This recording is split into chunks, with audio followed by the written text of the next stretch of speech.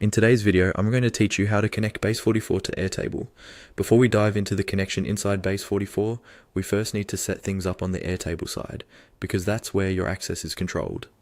Start by opening your browser and going to Airtable's Builder Hub page where you can manage your developer settings and tokens. Make sure you're logged into the Airtable account that owns or has access to the bases you want to connect. Once you're on the Builder Hub page, look for the option called Personal Access Tokens.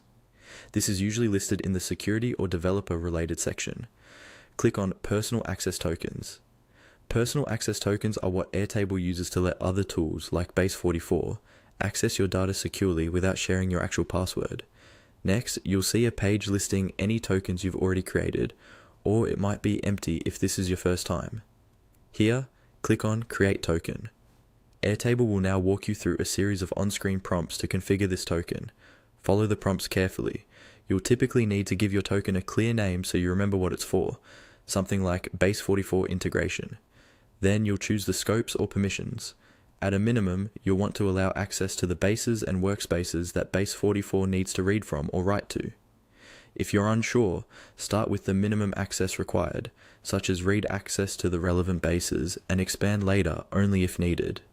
Once you confirm, Airtable will generate your personal access token. Copy it and keep it somewhere secure for the next step, and avoid sharing it publicly. Now, switch back to Base44. From your Base44 dashboard, find and click on the Integrations section. This is where Base44 lets you connect to other apps and services, including Airtable. Inside the Integrations catalog, look for Airtable and click on it. This will open the Airtable integration page for Base44, where you'll eventually paste the personal access token you just created in Airtable. At this point, you may see a message indicating that you need to upgrade your Base44 plan before you can use this integration. If that appears, follow the instructions to upgrade your account as required.